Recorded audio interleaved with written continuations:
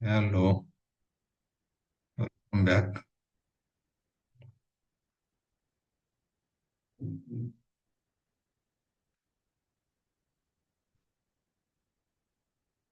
We discussed about articles. Now we are discussing about preposition.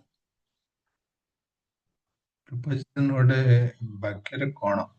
What do you know by preposition? Preposition hmm, which connects the noun, pronoun, and phrases like the word on, of, to, by. So that in front of there are some edges, there are some phrases in front of, next to, instead of. So used to connect the meaning of the noun and pronoun,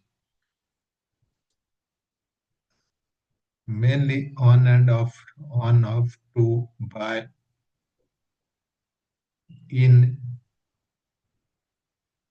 We can see some usage of preposition, how these are used. Suppose in August, in summer, in winter, like that. In 1990, in 1985, something like time. You are mentioning a time in the evening, in the morning, in the noon, in the 19th century, in the 20th century, in 21st century. So you are mentioning time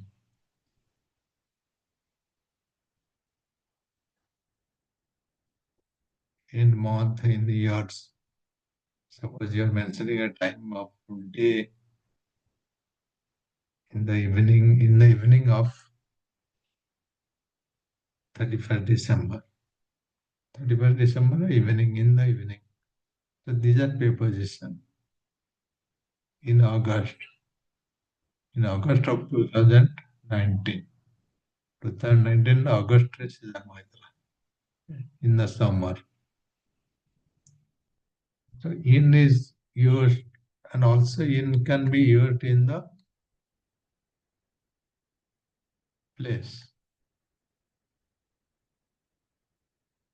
in the class, in Victoria, in Paris, in the book, in the car, in the house.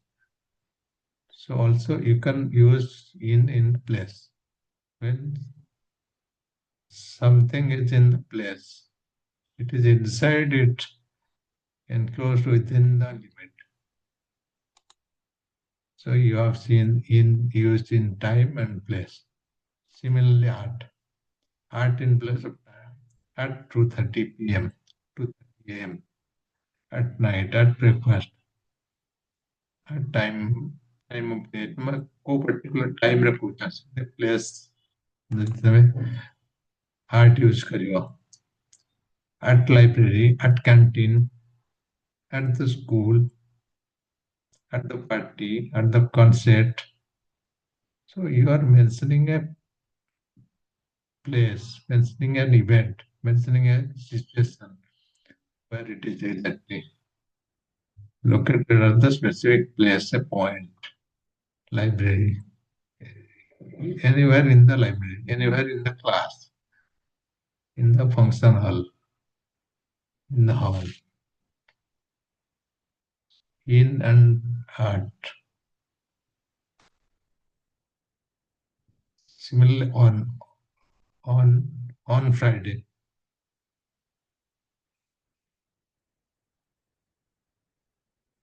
on a particular day, week, on in August, on Friday. So you are using on a particular day. Since, from period of since means the starting point. I am working since 2011. 2011 is a starting point. From there, I am working. Since, for, I am working for a period. For is used for for 5 years, for a period of several years, several days, several months. It is a for use କରିବ କେତେବେଳେ ଯେତେବେଳେ ତମେ ଗୋଟେ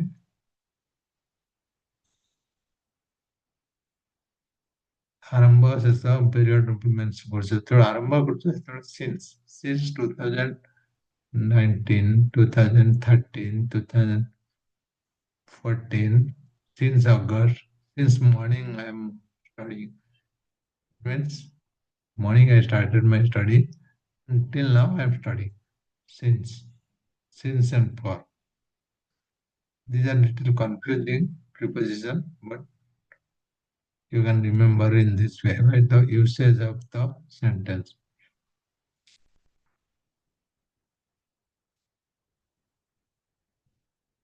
From to, beginning and the end of the period. From to until, the period of the time or to a specific point in the time. I cannot go dancing until I finish reading this chapter. Until କେତେବେଳେ use ହଉଛି? Until is also a preposition. You must return your book on April. I cannot go dancing until I finish reading. ମୁଁ ପଢ଼ିବା ନ ସରିଲା ପର୍ଯ୍ୟନ୍ତ ମୁଁ dance କରିପାରିବି ନାହିଁ. Until I read. That means I put a target. In, at, on, since, for, until. These are English prepositions used in case of time. By.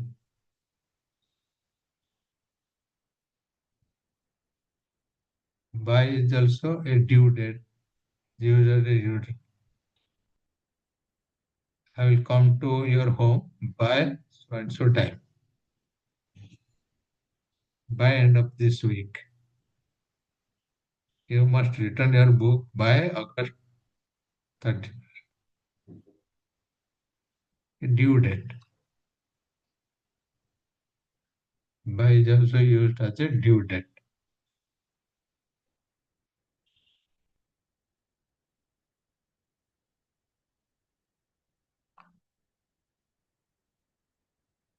In, at, on, or since, for, until, by. These are the preposition you have seen different usage in place of time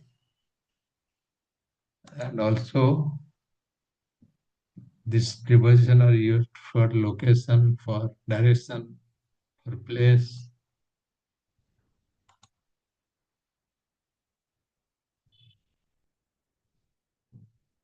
Like time, both you are saying in, you are giving a, you are using it for time, but in 1995.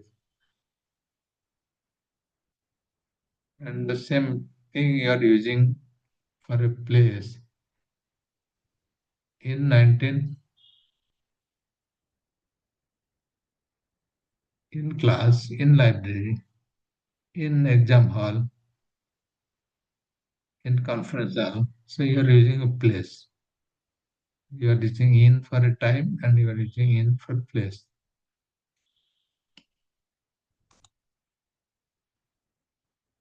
Similarly, in English language, you are using redundant word. Some words are redundant, means unnecessarily you are using. Suppose ତମେ ଗୋଟେ କଥା କହିଛ, ଗୋଟେ ଶବ୍ଦ use କରିଛ, ତ ପୁଣି ଆଉ ଥରେ ୟୁଜ କରିବ. ଦରକାର ନାହିଁ ଯୋଉଟା. Redundant English grammar is using extra words that repeat the same meaning, making sentences wordy and unclear, like saying end results, and result implies past experience. Experience is always talking about the past.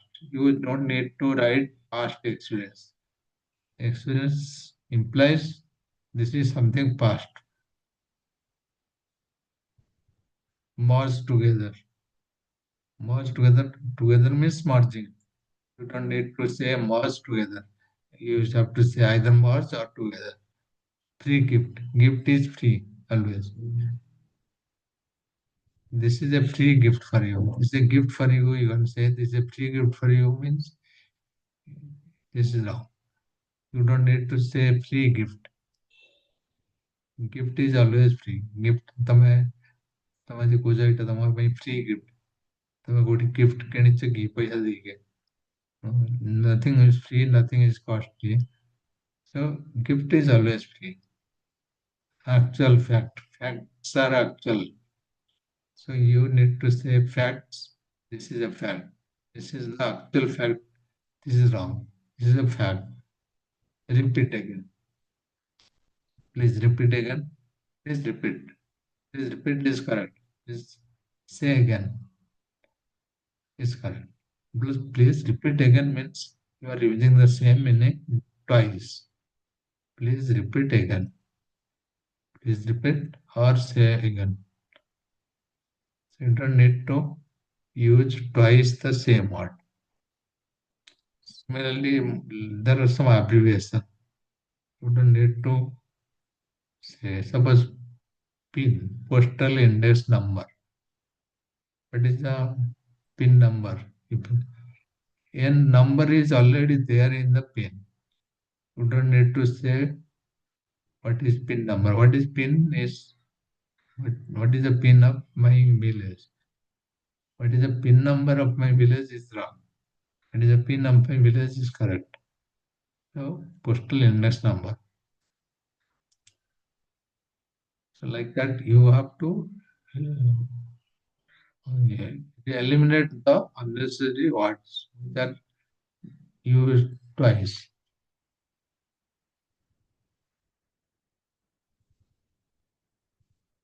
Redundant phrase. What is the redundant phrase? She will revert back. She will revert. You don't need to say she will revert back. She will revert is already she will come back. That means the same meaning she will revert. That is the correct usage. They decided to collaborate together. They decided to collaborate. Collaborate together is wrong. Collaborate together is collaborate means together. Again together means that is wrong. You can say they decided to collaborate, not collaborate together. Please drop down the file. Please drop the file. Drop means dropping down. Don't need to say drop down. Please drop the file. That is the correct. Suppose you are using adjective as a unexpected surprise.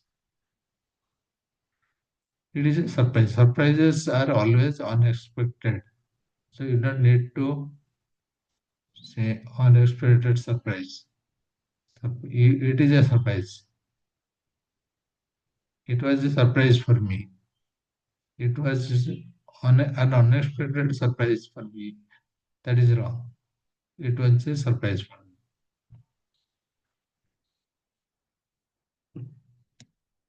The final conclusion was reached.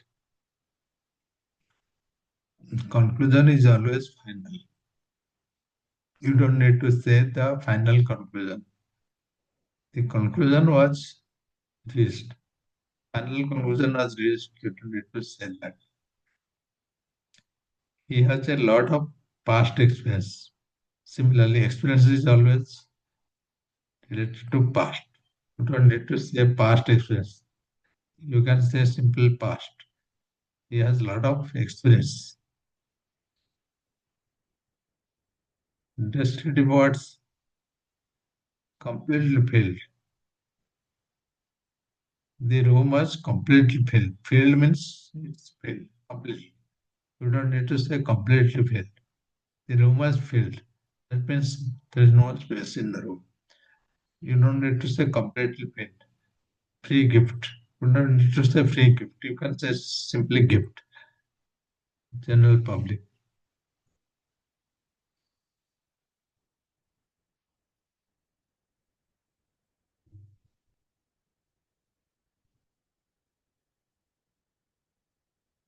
The general public agreed.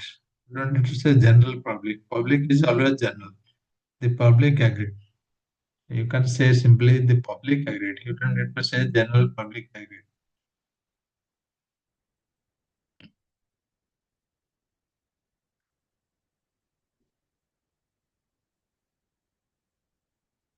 How you will identify the redundance?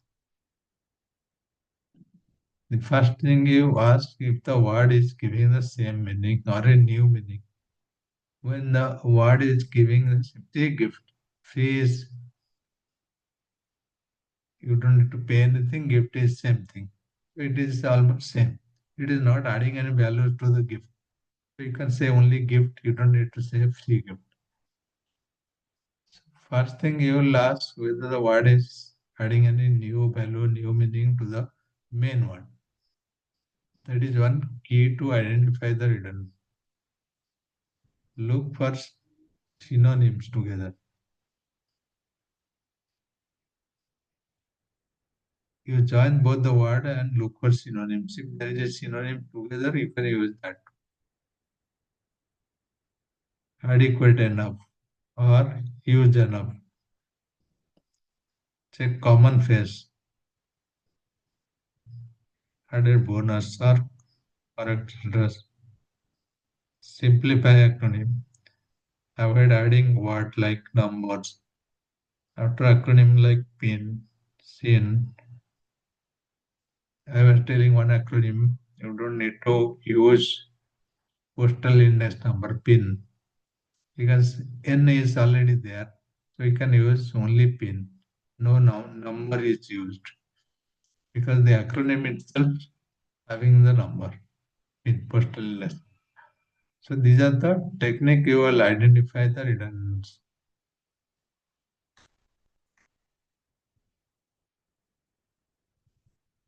You will see the preposition and redundant. We'll continue to see the other technique of writing. Tomorrow we'll have two class again. So we'll practice some reading style, reading habits, how you can enhance your reading skill and writing skill. What are the different types of writing? You will see that.